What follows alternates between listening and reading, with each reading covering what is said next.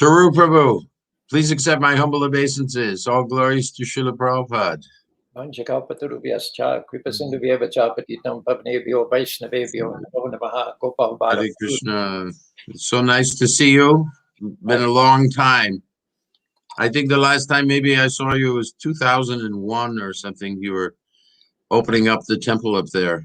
You came to the Festival of India, participated. Yeah. So, yes, just let me just say a couple of words about the GBC SPT. Of course, one of the things that we do is keep people abreast and warn them of the dangers of COVID. And it is a dangerous thing, especially in these last couple of months. Many devotees have actually left us. It's very sad. And we got to stay diligent with this COVID thing. And then we also have, I don't know what you would call it, our devotee care kind of thing, where we interview devotees on all kinds of different topics. In the last 14 months, actually, we've done over 275 interviews. And we're all of this stuff is up on our website, gbcspt.com, where devotees can see all of the work that we've done. And today we have the great honor and joy to be with you. And why? Well, 50 years ago, just think of 50 years, you were the temple president of Sydney. And Srila Prabhupada on May 9th came to Sydney and initiated a whole bunch of devotees and everything. And so we're just very, very anxious to hear the story that you're going to tell us. We should say a few things about you, however, because you've done more than just be the temple president of Sydney 50 years ago. You and I were friends when you were the temple president of San Francisco, and I was the temple president of Los Angeles, and we certainly shared a certain amount during that period of time. And you opened up a temple in a place where it's be one of the more unusual places to open up a temple in America, because it's in Utah, and it's in actually rural Utah initially, although you've expanded into the great city of Salt Lake City. And you started it simply by starting a radio station and gathering people listening, and gradually everything came to pass. So I think devotees should go to your website and understand something of the tremendous preaching that you've done. And then you've asked me not to talk too much about your glories, and so I'll kind of leave it at that. You are an initiating spiritual master in ISKCON, and I think we should mention that too. But without further talk and glory of yourself and your dear wife, Vaibhavi, let's go ahead and listen to you. Tell us about this wonderful, wonderful day and the events leading up to it, and in Sydney in 1971. When you said that about your being president of Los Angeles and I of San Francisco, it brought back many fond memories. We were like sister temples, and we worked in tandem. You guys would come up en masse to help us with the San Francisco Rath Yatra. And when Jayananda started the first LA Rath Yatra, we came down with Batsal and all of our men who are very seasoned in the execution of the festival. And we helped put on your first Rath Yatra festival. And so I remember with great sweetness and great fondness how we worked so compatibly together in those years. Yeah, it was great. Speaking of anniversaries, I cannot resist saying that on Sunday, June the 20th, we're going to celebrate the 20th anniversary of the opening of the Spanish Fort Temple also. Wow. Everybody's welcome to join us. We'll no doubt have a Facebook Live component to that as well. To be dance and drama speakers from both Krishna community and the Mormon community, and sumptuous prasadam, which if you're joining us through Facebook Live, I'm afraid you'll have to gnash your lips in frustration. But all the other aspects of it, you're welcome to catch that on June.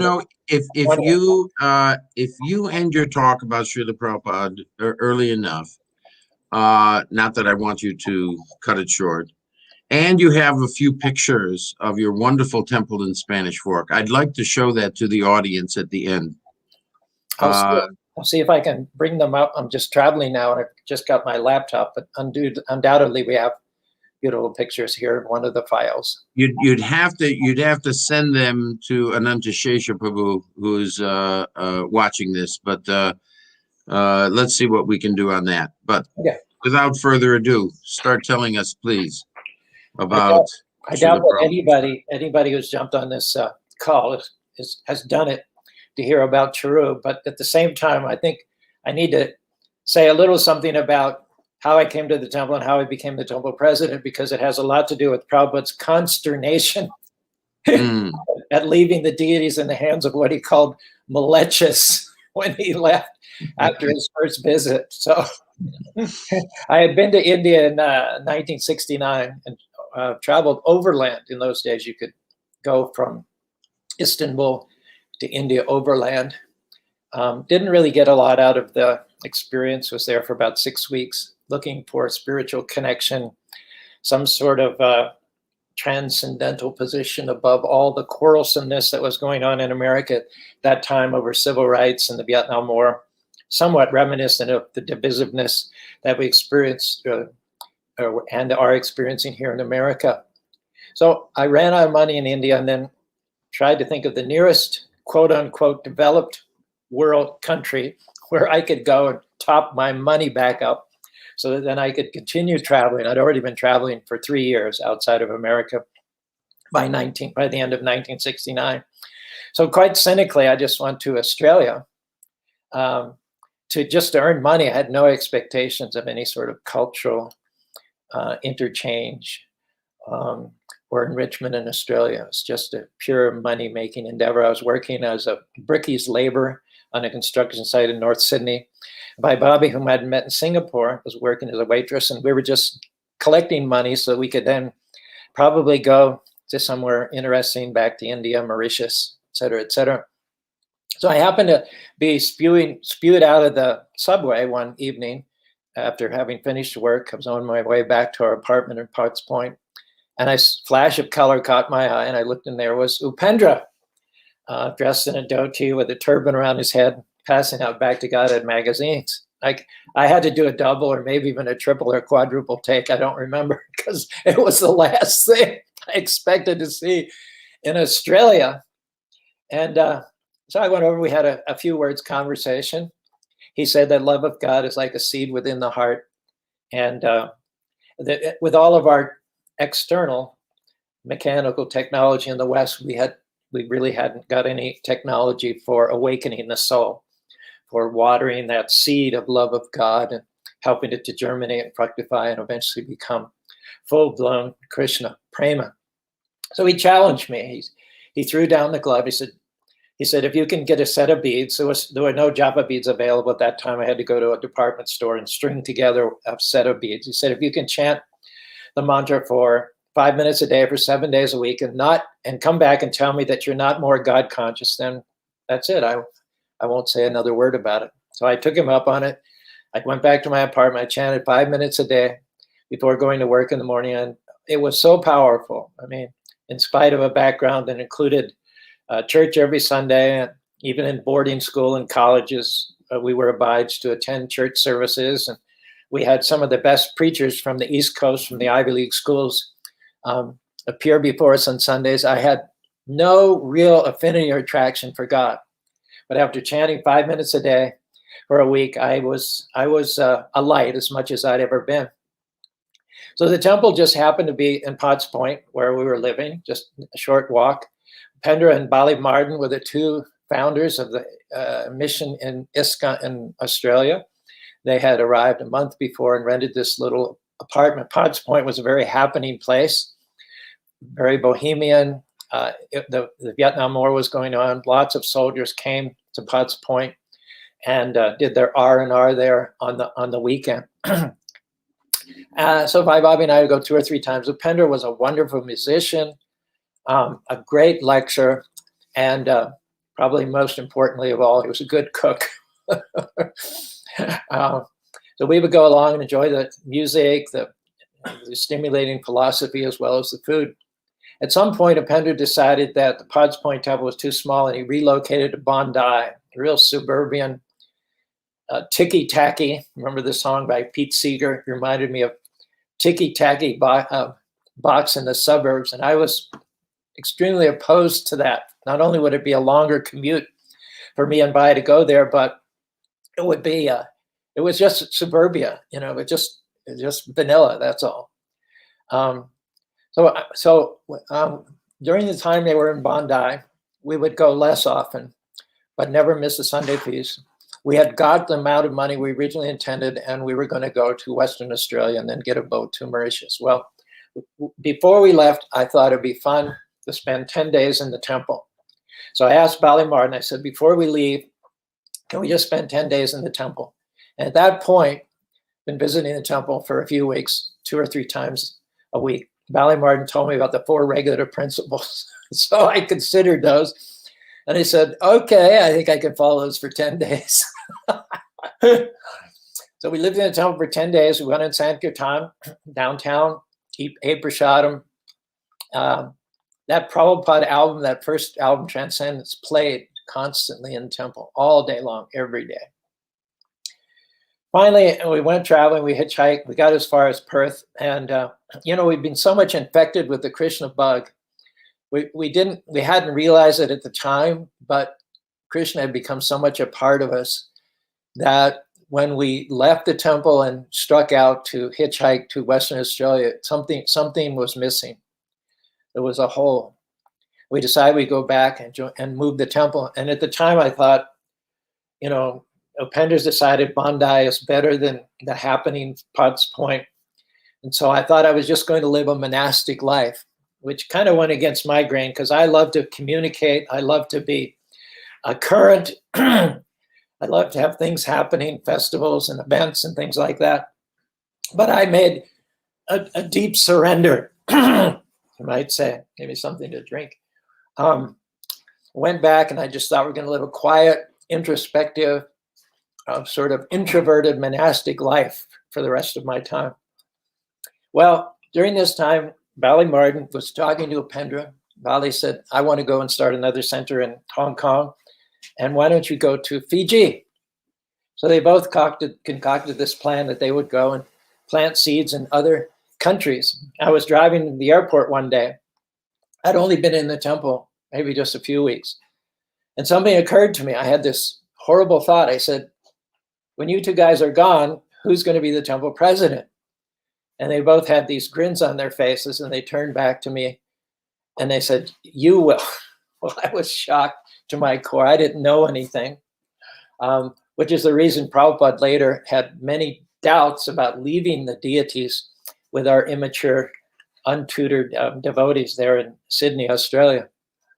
So anyway, the first thing I did as the temple president was relinquish the lease on the Bondi temple, relinquish the link on the Bondi temple, and get a storefront in a very, very trendy area of Sydney called Paddington. It was a very narrow storefront. It had 2 rooms on the ground floor, 2 upper rooms, and 2 basement rooms. We made the temple what had formerly been the store. And understand, people had walked through that with their shoes for who knows how many years. The rug was, I don't know what kind of impurities it had in us. We set up a little altar with some curtains, and we used to worship I think it was some very, very small Jagannath deities there. The temple in Paddington was an immediate success, whereas we got maybe 15 people to the Sunday feast in Bondi, started attracting literally 100 people every Sunday. It was a very small room, very narrow. People would spill out into the sidewalk. People would go into the back room. We'd have some speakers so they could hear the lecture and the kirtan. Huge, wonderful feast. It was a very happening temple. Now, in the middle of all that, we got this letter from Karandar. Those of you who are old hands would remember that Karandar was the man for many years. He was the temple president in Los Angeles. And Prabhupada loved Karandar. Everything that was official from Prabhupada would be filtered to the society at large through Karandar. Karandar sent this letter, which I assumed had been sent to all the temple presidents, And it was about the etiquette of the disciple with regards to the spiritual master. And one of the points he made was that every temple president should invite Prabhupada to visit. And in that letter, he said, Prabhupada may very well not visit, but it is your duty to very, very enthusiastically invite him and show him that you would like him to come. So I took this instruction to heart, and I wrote Prabhupada a very extensive letter talking about the achievements we'd made, the great attendance at the Sunday feast. Excuse me, can you just making sit the down? tea, don't worry about it, so you don't cough. I'm waiting for a cup of tea to manifest here. We were doing a lot of magazines on book distribution. We had a good Sankirtan party. A lot of people were interested. And I sent this letter expecting that Prabhupada wouldn't come. I mean, I was a brand new devotee. I probably had more than my share of mundane conceptions about Prabhupada. I was thinking as an elderly man, I sort of thought of him as making his headquarters in Los Angeles. I didn't see him traveling all over the world. He hadn't started his worldwide travels at that point in time. But I wrote the letter, never really expecting Prabhupada would accept the invitation. And lo and behold, a couple of weeks later, Prabhupada said, and people had been talking to him about Sydney, about the possibilities, and he always liked to go to new places. So I got a letter from Prabhupada that he's coming. Please buy 3 tickets. He would be coming from Bombay with 2 others. It was ecstatic. I couldn't wait to tell all the devotees that Prabhupada's coming to Australia. But at the same time, I thought, how in the world are we going to pay for this? We had our rent, we had our Sunday feast expenses. We would go out on Sankirtan with a nice chanting party, have 2 or 3 people distributing Back to Godhead magazines. We would hold out the magazine. When someone would take the magazine, we would ask them for some change. They would give a quarter or 50 cents. So on a big day, we might do $50. And we needed $3,000 in order to pay the tickets for Prabhupada and 2 others to come from Bombay. The only thing I could do is put a little thermometer in the hallway there, ask everybody I could think of to give whatever they thought. And after some weeks, the thermometer, which was yay high, only had just a little trace of red in it. So we were nowhere near coming up with that amount of money. Now, there was a fellow who was a Baha'i, and his name was Stan. His wife was Joy, and had a little boy. He had been attracted to the devotees and invited us to participate in an interfaith Baha'i retreat that he had organized out in a wood environment. And I'd gone with him. I remember negotiating the Volkswagen Kami ban through some very dicey back roads with lots of potholes, and we kind of bonded. And he had started coming around to the temple and listening and taking an interest in Krishna consciousness. He came up to me one day and he said, I've heard that you need $3,000 in order to bring Prabhupada to Australia. My wife and I, we just sold our house. We're going to live more modestly in an apartment which is closer to the temple. I would like to donate the $3,000 that you need in order to have Prabhupada come to Australia. That was the first of many times that Prabhupada interceded. Prabhupada Prabhupada and Krishna did for us what we could not do on our own. Tickets were purchased. Bali Martin was to have come with Vagabond and Prabhupada. And straight from the big Pandal program in the Kwamadan in Bombay, they were bringing the deities which had been worshipped and presented to the large crowd in that Pandal program. These were deities that Prabhupada was particularly fond of.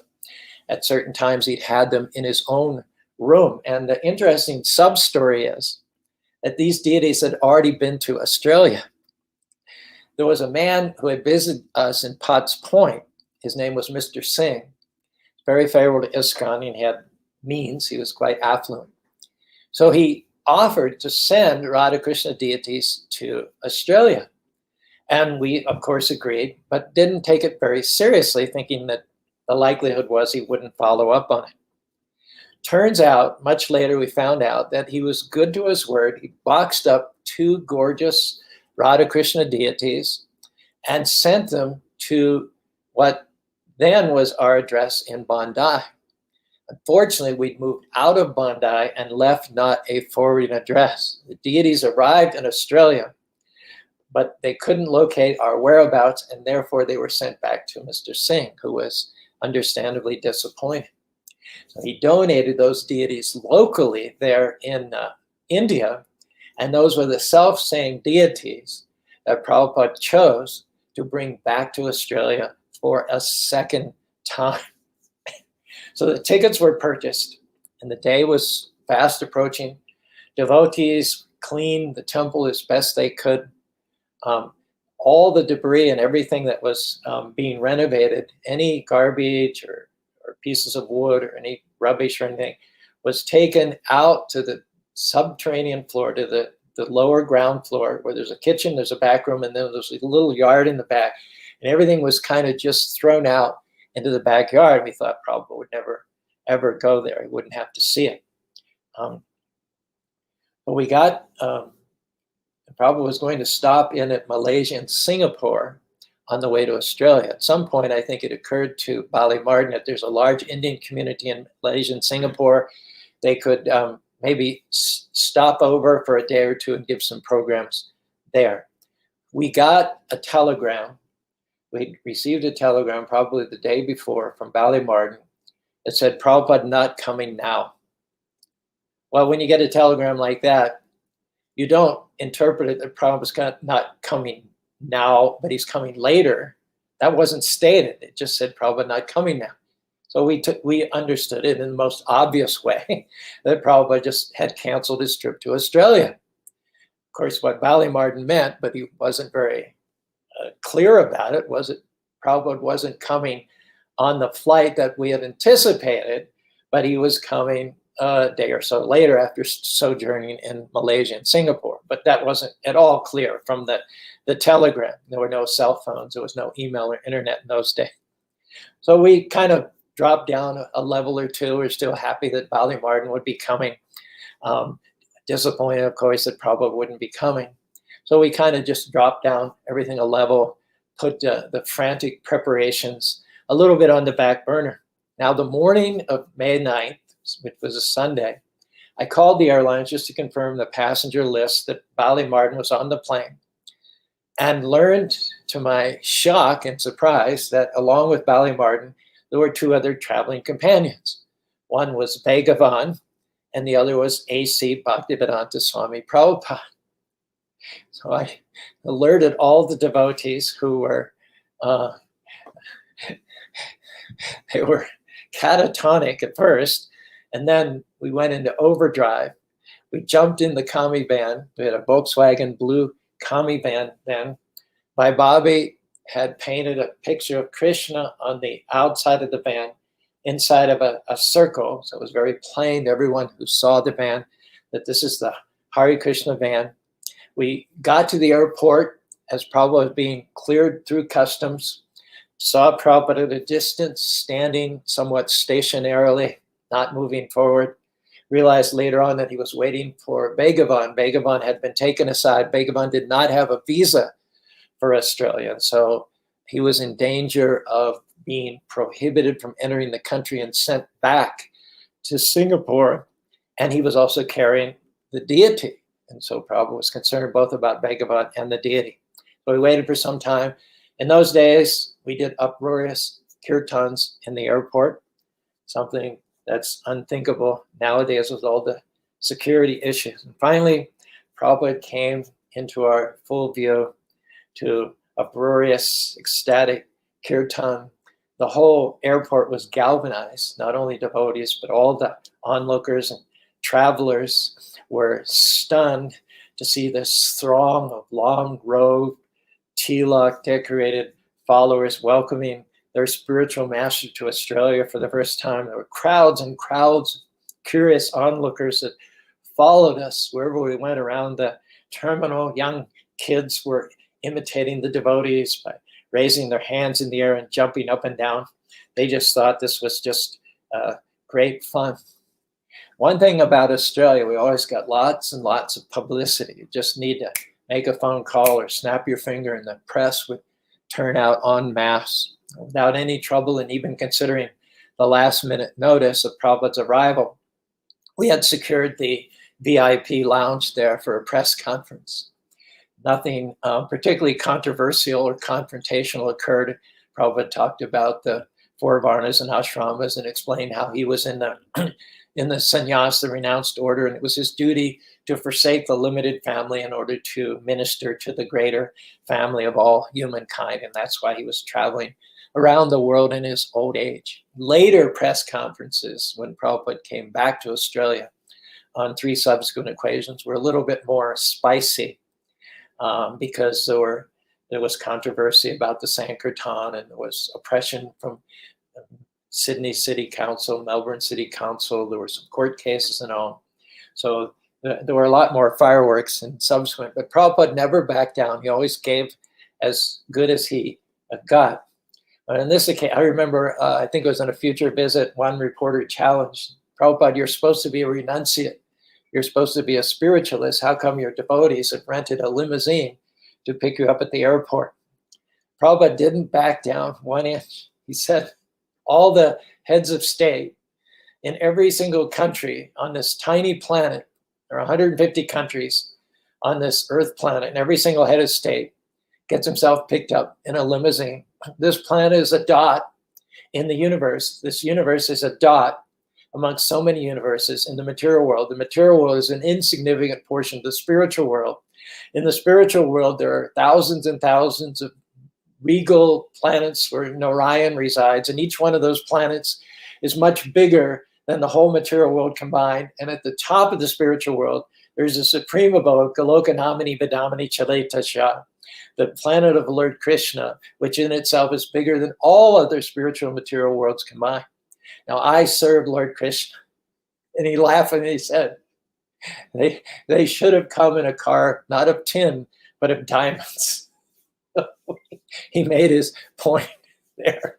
But this particular press conference was somewhat relatively sedate. So Prabhupada got up into the blue van. It's quite a high, 2 or 3 steps to get up in the van. And I drove him to our temple in Paddington. There was a big banner above from the 2nd store balcony that said, "Welcome Prabhupada."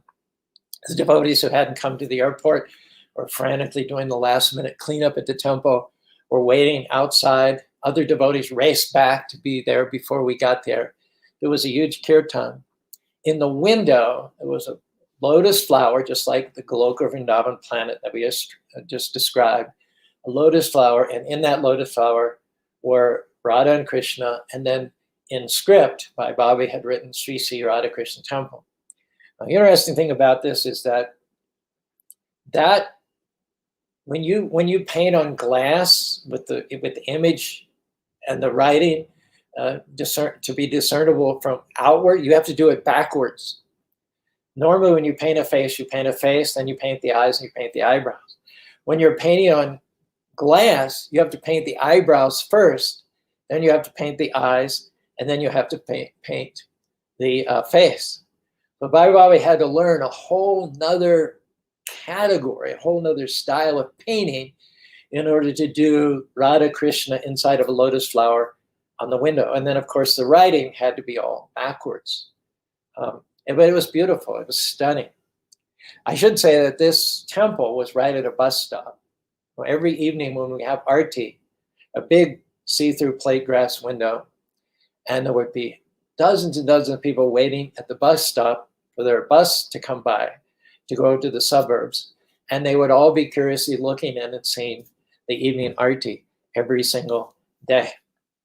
Prabhupada entered the temple room. He noticed there was a very, very small altar on one side. This is because we had another altar, which in itself was not very impressive, but it was much bigger than the current one. And a few weeks earlier, but Bhai Bobby and Krishna Premi had made an offering on the altar. They'd closed the curtains and then lit 2 candles on the altar and went downstairs to do something while Krishna was taking the offering. Someone came in the door, a breeze came in the door, blew the curtains onto the 2 candles, and the curtain went up in flames. Fire department was called and put the fire out before there was any serious damage. But that altar, we had to write off that altar, the curtains, we had to replace some of the ceiling also. And then what replaced that altar was a very, very, very diminutive altar indeed. And remember, the rug is, again, the same rug that served the store during its retail day. Prabhupada was not, he was underimpressed by what he saw in the temple room. He immediately said that the rug should be replaced. He noted that there were no flowers on the very, very small altar. He said that he had brought deities all the way from India and that they must now be worshipped to a very high standard. Everything must be clean, and we're going to need some brahmanas. So after having emphasized cleanliness, Prabhupada was invited to then tour the building. We went out from the temple room, and it was assumed that Prabhupada would go upstairs to check the upstairs rooms. But taking everybody by surprise, he took the downstairs. First room when you reached the downstairs was the kitchen. Then there was a back room, and Prabhupada continued right through the kitchen, right through the back room, wouldn't you know it, right out into the backyard where there was all this rubbish that had been just thrown back there willy-nilly. Prabhupada had just talked about Brahmanism, about cleanliness and orderliness. So he said, what is all this rubbish? And we stuttered and stammered and promised to get it cleaned up.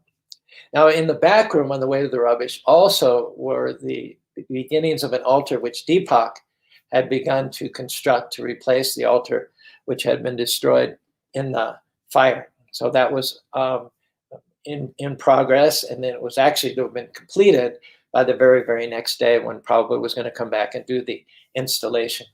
Prabhupada only stayed in Australia for 4 days, that first visit. Again, Stan and Joy came to the rescue and offered their well-fitted out apartment for Prabhupada's stay. Prabhupada enjoyed the apartment. He was very comfortable there. The deity installation was scheduled for the next morning, and Prabhupada indicated we need more flowers. It was simply just one small vase of flowers. There were no garlands prepared for the deities. We had not ever had ongoing tutelage from senior devotees. Basically, those of us who've been active in Krishna consciousness had stepped up with very little training or education about the culture of Krishna consciousness itself. Prabhupada asked, where are the plates? Where are the stainless steel utensils which are needed for the installation of the deities? Ajit, later being initiated as Ajit, he was sitting ready for initiation with his shirt off, and he remembered he'd left the key in his locker somewhere. So Deepak went upstairs and smashed the door in to the closet where the utensils were stored and brought them down. At some point during the ceremony, Prabhupada not only gave first initiation to devotees, but he also wanted to initiate, I think, 5 or 6 Brahmins. We had no idea what a Brahmin thread. Prabhupada asked, where are the Brahmin's thread? Bhai Bhavi said, what's a Brahmin's thread? So Bali Martin showed her his thread, and she ran out to the dollar store and got a bunch of threads and started making threads. And she didn't know that women do not wear Brahmin threads. So she was making threads not only for the men as well as for the women as well. So Prabhupada started the ceremony. By this time, as you can imagine, the temple room was like totally packed. Not only were there as many visitors as could fit into the small room, but there were at least 3 television stations there. In those days, there were none of those mini cams. Cameras were this big. They had to go on huge tripods. And the worst part of it was they had camera lights. There were several sets of camera lights, which were extremely hot, recording Prabhupada bathing, doing the abhishekam of the deities, then dressing the deities. They'd come with one single set of clothes, getting the newly made flower garlands. The ladies had run all over the Paddington area to the flower shop, got the garlands and strung them at supernova speed. And he announced that the deities would be called Radha Gopinath. There were 16 initiates. Hardly any of them knew much about Krishna consciousness. We didn't have any proper dhotis or saris or kurtas at that time. Most of the devotees wore these synthetic peach cloth that we bought at a cloth store in Bolts. That served both for the saris and the dhotis. And most of the males wore just t-shirts and maybe a cloth tied at the shoulder across the chest. The ones that received first initiation were Kormaji, and I have to also say that Korma did a wonderful job chronicling all of this. He is the par excellence archivist of Krishna consciousness in Australia. He wrote a book called The Great Transcendental Adventure, in which many of these facts are recounted. After we'd arrived in Spanish Fort, Utah, Korma visited us at one point while he was writing the book, spent 2 weeks and interviewed and recorded us every day for an hour or two, obtained a lot of material for his book in that way. There was a Lama born while Korma was staying with us. Naturally, that Lama became named Korma. So Korma got initiated. He was just 18 years old, visiting us while he was matriculated high school. As far as I know, Korma had not manifested his great talent as a cook at this point, because both the lunches that Prabhupada had on Sunday and Monday were inedible, according to Prabhupada. Bali Martin tried cooking chapatis on the first day that Prabhupada arrived, and they were hard and tough. Bali Martin complained that they wouldn't puff up because it was an electric stove and you need flames to have chapatis puff up, at which point Prabhupada went into the kitchen, made chapatis, which puffed up perfectly, took them back for his lunch. Bali Martin, after having watched Prabhupada do it very carefully, again tried to make chapatis that puffed up on the electric stove, got the same dismal result. And then the next day, after the installation ceremony, Prabhupada went back, and Bali and Bhagavan thought they'd make kachoris for Prabhupada. They had a recipe of some kachoris that Prabhupada liked. Again, it was botched. Prabhupada made his own kachoris both the first day and the second day. At this point, I don't think Korma had, his wonderful cooking talent had not yet manifested. If I'm not wrong, it was on Prabhupada's next visit that he was brought a lunch plate cooked by Korma with beautiful puffed up puris, etc., etc. Prabhupada asked, "Who has cooked this?" He said, "His name is Korma." Prabhupada is purported to have said, "Then he will go back to home, back to God." But the disastrous efforts at making Prabhupada lunch were just part of what had to be considered an overall ongoing train wreck. Prabhupada's first visit to Australia. Anyway, the devotees that were initiated, who had hardly any idea about Krishna consciousness, surprisingly, they all pretty much lasted. They all pretty much stuck with it. Very few of these actually dropped out in the ensuing days, weeks, and months. So Korma, of course, is a 50-year-old solid devotee. There was a devotee named Nirmala Kumar, who was a great musician. Bajanabi was a devotee from New Zealand. Govinda Nandini and Govinda Mohini were two friends who went to a local academy. Krishna Premi, she was Ajit's friend from Sweden. Ajit Nartaki, she was a German nurse who met us on Sankirtan, became instantly attracted to Krishna consciousness. Rasarani, whose name was Cheryl, local girl. Rishab, devotee to Mahaprabhu. Acharya, great kirtan leader, youngster also, barely 18. Ahula, and Stan and Joy became initiated as Raghunath and Gaurangi. I had already received my initiation by mail previously. Perhaps that had been the same for Upananda as well. So along with those getting first initiating, I got second. Upananda got second. Some got first and second. Bhagavan got first and second. Ajit, I think, got first and second. Krishna Premi got first and second. And Bhababi got first and second as well. So at this point, after getting the 4 regular principles and the vow to chant 16 rounds from all of the participants, Prabhupada lights the fire. Now remember, this is a small room. There's no ventilation. It's packed with visitors, cameras, hot camera lights, and it was a very hot day outside. You can imagine May in Australia, even though it's southern southern hemisphere, and the seasons are different. It was still quite warm outside. And then Prabhupada lights the fire. So the Caru are trying to get something discernible on film with all the smoke. Everybody's coughing. It's extremely hot and uncomfortable. Prabhupada sat there gracefully, swan-like, orchestrating everything, having just announced that the deities are Radha Gopinath. And he stood up and he did the first arti. Later on, Prabhupada didn't tell us this during his first visit, but when he came back to Australia a year later, we had relocated again to Glebe. By this time, we'd built a beautiful altar. We'd learned more about the deity worship. Deepak had been there for some time and tutored us more and more. We'd had other senior devotees visit. There was a beautiful altar.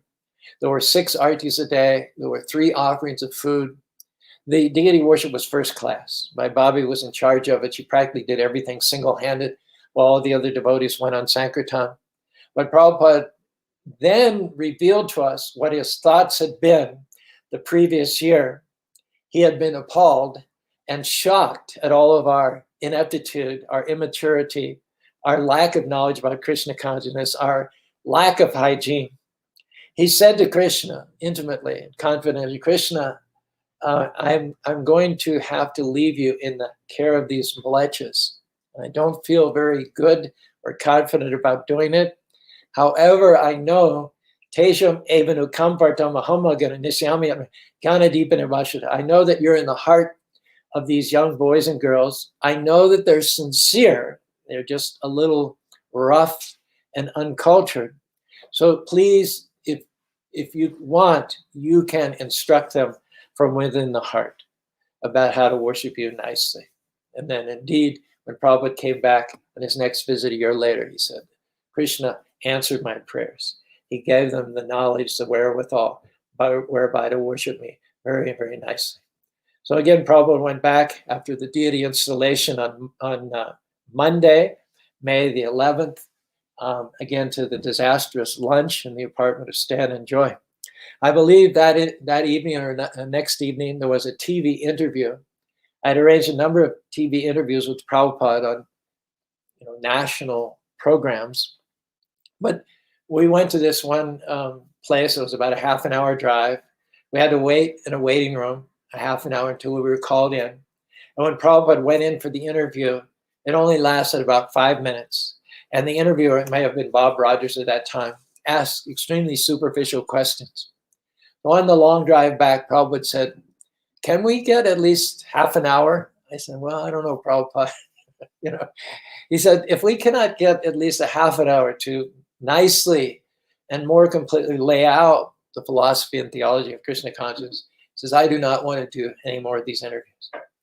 So at that point, I was tasked with calling up the television stations and canceling it was a little hard for me because even though it was only 5 minutes, you were reaching hundreds of thousands of people. But that's what Prabhupada wanted. He wanted the time to explain and to establish the depth and the bona fides of Krishna consciousness, and they were not prepared to give that to him. Prabhupada said of the interviewer that night, they do not know how to question. Okay, coming now to Wednesday, May the 12th, I had arranged 2 programs of Prabhupada, one in the morning and one in the afternoon. And the morning was Sydney Boys Grammar School, very prestigious, upper-end school for boys, a private school. And the evening was a chapel, kind of renegade chapel in the red light district of Potts Point, run by a controversial cleric called Ted Knopf and attended by many, many outrageous extremists. So it's interesting because although the boys at the Sydney Grammar School were very young, all the way down to probably K1 to K12, they filled the science auditorium there. There were several hundred boys. Prabhupada sat in the headmaster's chair. And he first asked, what is God? One boy gave a sort of a pseudo-intellectual answer that is, God is in unconsciousness. He's in the id. So Prabhupada said, you cannot understand what unconsciousness is without understanding consciousness. So he asked to explain consciousness. During the course of this give and take, he quoted the 13th chapter, Chaitragam Chapi Bambin Sarva Chaitru Chaitragam Chait Yataj Garamatama. He explained individual consciousness. He explained the jiva, which is cognizant, which is eternal, qualitatively one with God, but whose cognizance is limited to this body. We know the pains and pleasures of this body, but we don't know the pains and pleasures of others' body. Now, along with the individual consciousness, Chaitra Chapi, there is the supreme consciousness, the owner, the proprietor, the permitter, who is expanding himself and accompanies the living entities in each and every one's heart, just waiting and hoping that they'll turn to him, at which point he can navigate their way back to home, back to Godhead. Prabhupada gave this rather sophisticated talk to these young boys, the oldest of whom were probably about 12 or 13 years old. Prabhupada sensed a certain innocence, a certain receptivity there, that even though they may not have understood the whole intellectualism, the whole array of concepts, he felt that this was good, fertile soil, and he really didn't hold back. He didn't make it Krishna conscious for dummies. He rather made it Krishna consciousness for above average, intellectually astute people, which was interesting considering the young age of the kids. Now, just the opposite that evening when he went to the Wayside Chapel. The Wayside Chapel was run on sensationalism. Ted Knopf's got huge crowds there. It was packed every Sunday night, but he allowed people to get up on stage who would radically espouse Nazism, radical homosexuals, transgender, fascism, anarchy. He encouraged anything that was extreme, anything that was attention-getting. Prabhupada settled in a picture of calm, peace, equanimity. He starts giving a talk. And I noticed right from the very beginning that he's presenting Krishna consciousness much more elementarily. This is Krishna consciousness for dummies, because he could see at a glance the nature of the people in that auditorium. Many of them did not even stop smoking, even though they were asked not to smoke. Many of them ignored the request not to smoke, continued smoking while Prabhupada was talking to them. Prabhupada was the picture of patience, compassion, and love. But right from the beginning, he did not stretch his intellectual presentation. He kept it very, very dummied down. And it wasn't long before someone shouted out, very rudely interrupted him from the crowd, "What is the use of all this Hare Krishna mumbo jumbo?" Prabhupada, before the words were even out of his mouth, Prabhupada shouted back with equal force and vehemence, "It saves you from death." That shut the guy up. Anyway, Prabhupada quickly went to the kirtan. He invited everyone to join. Very few people joined. Very jaded, cynical crowd with no spiritual redeeming qualities. Funny story, Prabhupada got into the van. Reverend Ted Knopf walked him out, thanked him for coming. And Prabhupada asked, what do you do here? And he said, "We help people with drugs."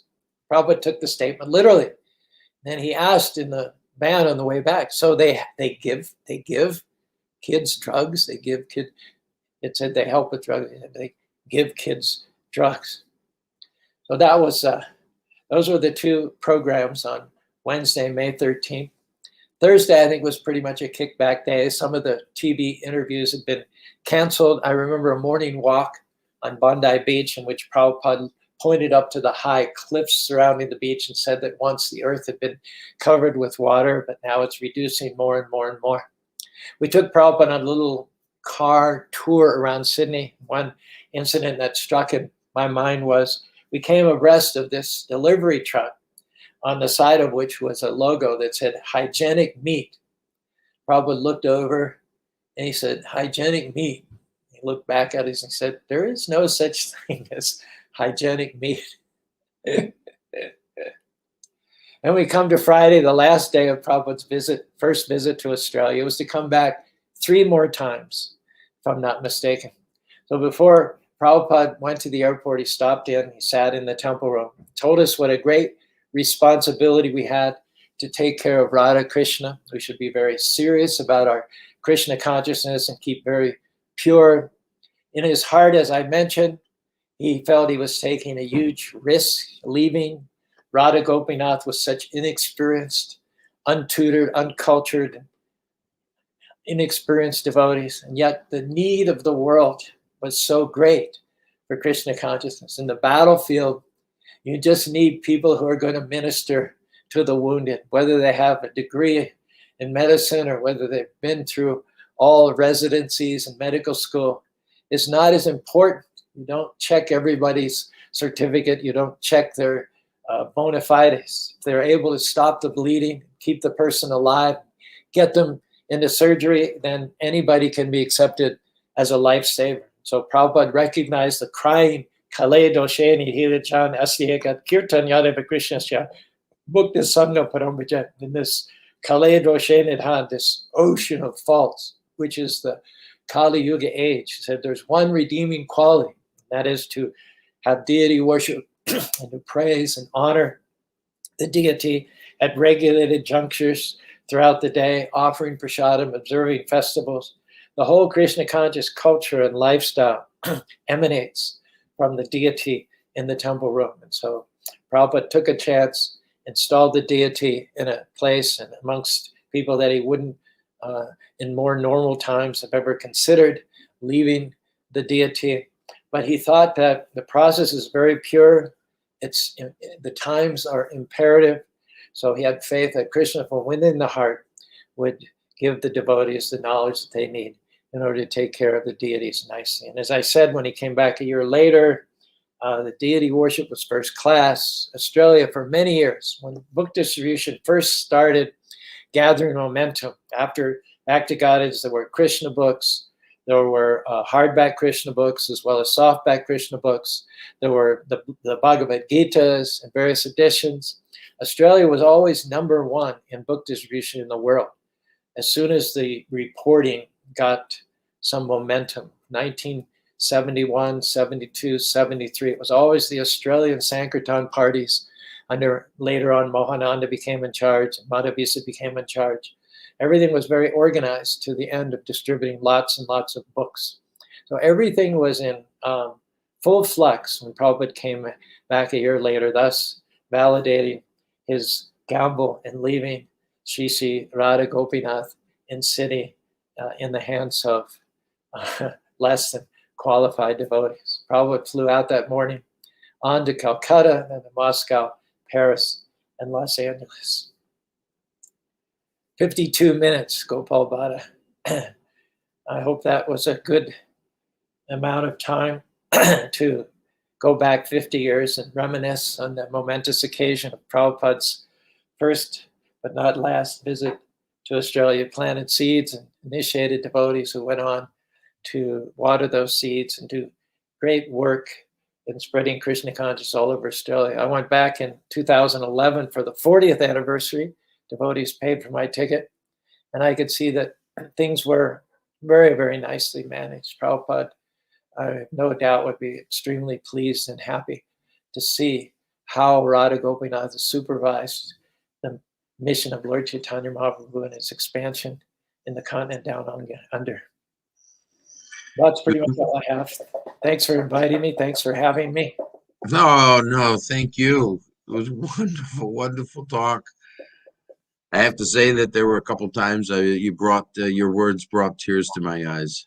It just was such a wonderful, wonderful story, and the notion that he took the chance. It made me personally feel that he took a chance with me too, and I haven't completely, lived up to it, but I don't know. Very, very heart-affecting story. So I thank you so very, very much. Thank you for the opportunity, and thanks to all the devotees who jumped in. We're going to have a series sometime in the future about preaching projects, and so we'd like to bring you back because your substantial development of this project from starting with nothing is noteworthy. So we'll be in touch with you in about 6 weeks to 8 weeks and bring you back, and we'll talk about Salt Lake, if you don't mind. I'd love to do that. Let me mention also the 20th anniversary of the Spanish Fort Temple open on June 23rd, 2001. So we June 23rd, 2001. So I called some of our major donors, the principal of which is Dr. Dinesh Patel. I asked him what weekend he would be free to be our keynote speaker, and he said he's going to be out of town on the 27th, but the 20th would work for him. So we established Sunday, June 20th, as the 20th anniversary celebration of the opening of the Spanish Fork Temple. We're going to have prasadam, dance, drama, speakers from both the Krishna and the Mormon community, and continuous kirtan in the temple. That'll be Sunday evening, June 20th from 5 till 9, Utah Daylight Time, MDT, Mountain Daylight Time. Everybody's invited. We'll do it on Facebook Live. Absolutely wonderful. And we will help promote it to all of our audience also. So let's stay in touch on that so that we can help you promote it. I just have to say that one of our biggest supporters who helped us found and build the Spanish Fork Temple is a devotee who is twisting and turning and writhing in humility and embarrassment right now. But I have to give credit to one devotee named Gopal Bhatta, who had faith in us in the beginning when we had nothing, who supported us, who financed in a very generous way that temple in Spanish Fork. So, we'll be celebrating you, and you have the red carpet VIP invitation. Say the word, and we will buy a ticket to get you here on June 20th. Hare Krishna. Thank you so much, Prabhu. All glories to Srila Prabhupada. All glories to Srila Prabhupada. Right.